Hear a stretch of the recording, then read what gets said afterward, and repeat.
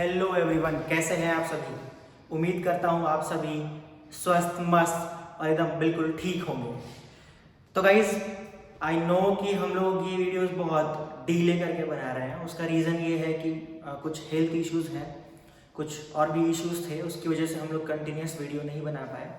But I make sure कि अब से हम लोग लगातार और टाइम पे वीडियोस आपको देते रहेंगे। ये वाली वीडियोस मैं ऐसे रिकॉर्ड कर रहा हूँ इंस्टेंटली। उसका रीज़न ये है कि जब मतलब थोड़ी सी मेरी हेल्थ इश्यूज़ थे, मैंने बहुत सारे ऐसे मैसेजेस रिसीव किए, बहुत सारे ऐसे मुझे कॉल्स आए कि हम लोग पढ़ नहीं पा रहे, टाइम टेबल प्रॉपर नहीं हो पा रहा, या हम लोग उसको मैनेज नहीं कर पा रहे हैं, या फिर ऐसा है कि मान लो स्ट्रेस बढ़ रहा है या कॉन्फिडेंस अंदर से नहीं आ रहा। मतलब सिमिलर इस तरीके के कुछ क्वेश्चंस थे। तो मैंने सोचा कि क्यों ना एक इंस्टेंट वीडियो बना के इस पर बात किया जाए। कुछ एक छोटी छोटी चीज़ें हैं जिसमें हम लोग डिस्कस करेंगे जल्दी जल्दी से। जैसा कि अपन पहले देख लेते हैं कि टाइम टेबल वाला इशू बहुत लोगों के साथ है, बहुत लोगों के साथ टाइम टेबल का इशू है। अब बहुत सारे लोग ऐसा बोलते हैं कि हम लोग टाइम टेबल बना ही नहीं पा रहे हैं, या टाइम टेबल बन गया, एक बार बन गया, उसको हम फॉलो नहीं कर पा रहे हैं। पहला चीज़ तो ये है कि हम लोग टाइम टेबल बना कैसे रहे हैं, टाइम टेबल बनाने का सही तरीका क्या है। जैसे मान लीजिए कि अभी राइट नाउ मैं क्या कर रहा हूँ एज अ स्टूडेंट। अगर मैं सोचूं कि राइट नाउ मैं क्या कर रहा हूँ, मैं कितना देर पढ़ाई को दे रहा हूँ। एक 24 घंटे है मेरे पास, सोना और बाकी सारी चीज़ें निकाल दो, खाना पीना टहलना घूमना, तो मैं कितना टाइम दे रहा हूँ पढ़ाई पे। एक चीज़ तो ये हो गई। दूसरा हो गया कि जितना टाइम मैं दे रहा हूँ, क्या वो सारा का सारा टाइम मैं सच में पढ़ाई में लगा रहा हूँ, क्या उस टाइम पे मैं ओवरथिंक नहीं कर रहा हूँ। तो ये सारी चीज़ों पे अपन डिस्कस करते हैं। पहली चीज़ तो ये कि टाइम टेबल कैसे बनाएं। तो यार देखो मेरे दोस्तों, सबसे सिंपल सी चीज़ ये है कि आप ये डिसाइड करो। देखो अगर अभी आप आधे घंटे की सीटिंग ले रहे हो, 1 घंटे की सीटिंग ले रहे हो, तो पहले तो आप टाइम मतलब एक डिसाइड करो कि थोड़ा थोड़ा इसको इम्प्रूव करें। दूसरा क्या है कि बहुत सारे बच्चे क्या करते हैं कि 1 घंटे पढ़ाई कर ली तो उसमें 1 घंटे का ब्रेक ले लेते हैं। वो चीज़ को हमें अवॉइड करना है। हमें ऐसा कुछ फिक्स कर लेना है। जैसे मान लो कि अगर अपन ने 1 आवर की स्टडी करी, तो अपन को डिसाइड करना है कि मैक्स टू मैक्स 1 आवर की स्टडी के बाद 5 से 10 मिनट का अपन को ब्रेक लेना है। एक चीज़ तो अपनी ये डिसाइड हो गई। दूसरा क्या है कि जैसे आप अगर आप तो 2 या 3 घंटे सीटिंग देने लग रहे हैं, अगर अभी आपने स्टार्ट कर दिया है 2-3 घंटे लगातार सीटिंग देना, तो आप कोशिश करिए, आप अपना टाइम टेबल ऐसे बनाइए। जैसे मान लीजिए आपको 3 सब्जेक्ट पढ़ना है, फॉर एग्जाम्पल अगर आपको 3 सब्जेक्ट पढ़ना है, तो आप इसको ऐसे डिसाइड कर लीजिए, या तो आप ये कर लीजिए 3-2-3। ये 3-2-3 क्या है, ये 3 आवर्स, फिर 2 आवर्स, फिर 3 आवर्स। मतलब ये आपको मिनिमम टाइम देना है। अब ये आप ऐसे मत बोलिएगा, जैसे कि अपन ने ये डिसाइड किया 3-3-6-2-8 घंटे, तो ये अपन ने डिसाइड किया कि टोटल जो है ये अपने 8 आवर्स हो रहे हैं। 24 घंटे के ये 8 घंटे हम लोग अपने पढ़ाई पे दे रहे हैं। एक तो चीज़ ये हो गई, ठीक है। या फिर अगर आपने अभी जस्ट शुरुआत करी है, क्योंकि देखो अभी अपने पास ज़्यादा टाइम है नहीं, अपने पास क्या है, मैक्स टू मैक्स 4 महीने के अप्रॉक्स मान लो 4 महीने अपने पास है, तो अपने को अपनी पढ़ाई उस 4 महीने के हिसाब से करनी है। तो अपने को ये वाला टाइम जो है वो मिनिमम देना ही है। मतलब इतना टाइम तो आपको देना ही देना है, बिना किसी एक्सक्यूज के, ठीक है। एक तो ये हो गया। दूसरा क्या है, देखो कई बार अपन को ऐसा लगता है कि पढ़ाई करने बैठे, प्यास लगती, उठे गए पानी की बोतल लेके आए, गए किचन से पानी पी के आए।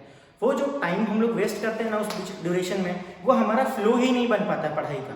वो फ्लो बनाने के लिए मिनिमम 3 घंटे 2 घंटे इतना आपको देना जरूरी है। अब ये रेशियो का आप 2 इधर भी रख सकते हो, 3 इधर, मतलब कहीं भी कर सकते हो। मिनिमम 7-8 घंटे आपको पढ़ाई के निकालने हैं, कंपलसरी है वो।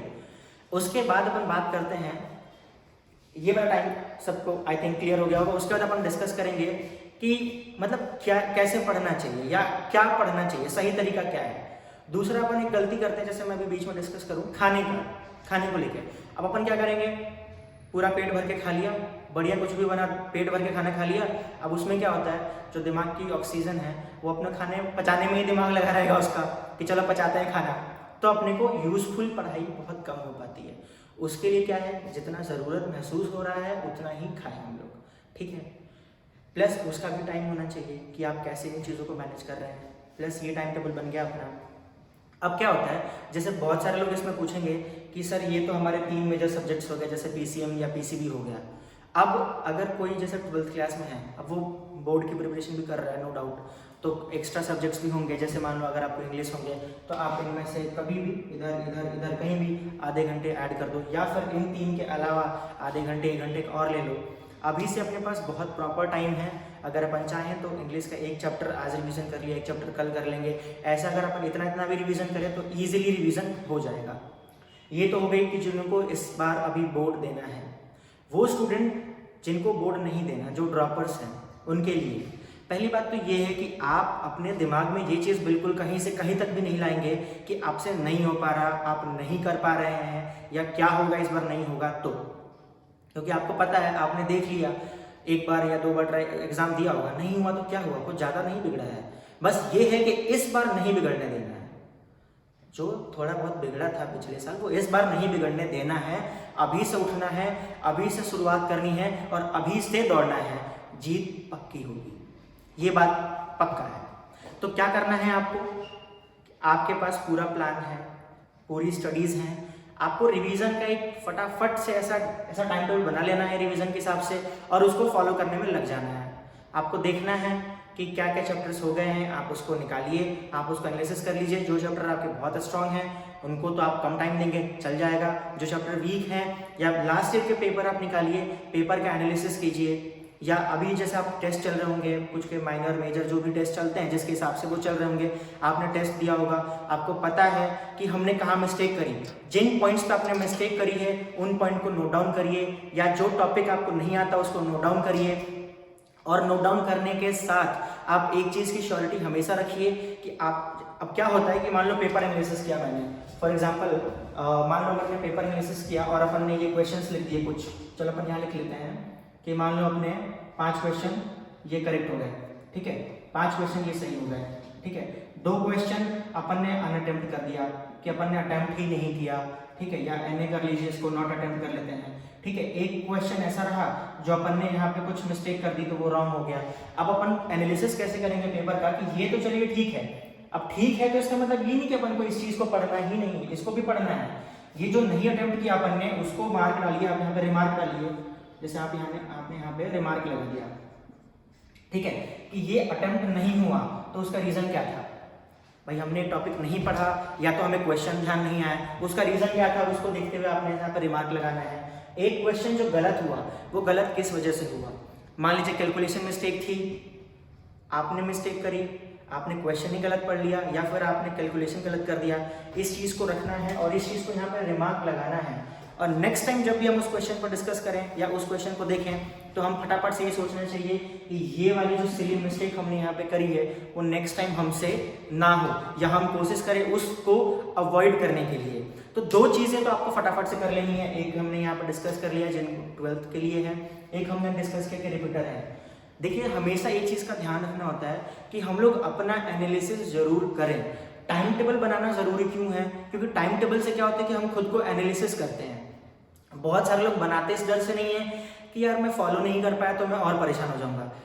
कोई बात नहीं है, आपने अगर अपने टाइम टेबल का 60 to 70% भी अचीव कर लिया, जो भी आपने टारगेट डिसाइड किया अचीव कर लिया, बहुत है, स्टार्टिंग में बहुत है। आप अब होता क्या, जैसे मान लीजिए कि अब एक बार आपको पता होगा थॉमस अल्वा एडिसन ने इलेक्ट्रिसिटी बल्ब जो है उसका आविष्कार किया था, ठीक है। उन्होंने लगभग 1000 अटेम्प्ट किए थे तो जाके सक्सेसफुली इलेक्ट्रिसिटी बल्ब को इन्वेंट कर पाए थे। क्या उन्होंने कभी ऐसा सोचा कि मैं इतने सारे अटेम्प्ट कर रहा हूँ, मैं फेल हो रहा हूँ बार बार, तो should I stop, should I drop? नहीं, वो बार बार प्रैक्टिस करते गए और लास्ट में क्या हुआ हम सब देख रहे हैं, रिजल्ट हम सबको पता है। उसी चीज़ को ध्यान में रखते हुए अपन को क्या करना है कि प्रैक्टिस करनी है, प्रैक्टिस करना नहीं छोड़ना है। अपने को ऐसा नहीं कि बीच में छोड़ के भाग जाना है, ठीक है। तो ये कुछ इंपॉर्टेंट पॉइंट्स थे, मुझे लग रहा था कि ये चीज़ हम लोग डिस्कस करें उन सभी लोगों के लिए, या उन सभी मेरे दोस्तों के लिए जो भी स्टूडेंट्स हैं उनके लिए जो चाहते थे कि अपन इस टॉपिक पे, इस पॉइंट पे बात करें। तो ये है, और बाकी इसके आगे भी अपन और बहुत सारी वीडियोस बनाते रहेंगे। आप लोग मुझे मैसेज करते रहिएगा या कमेंट करते रहिएगा, और यूट्यूब चैनल को सब्सक्राइब करिए, फेसबुक पे हमसे जुड़िए, डिस्क्रिप्शन में इसका डिटेल दे देंगे पूरा, ठीक है।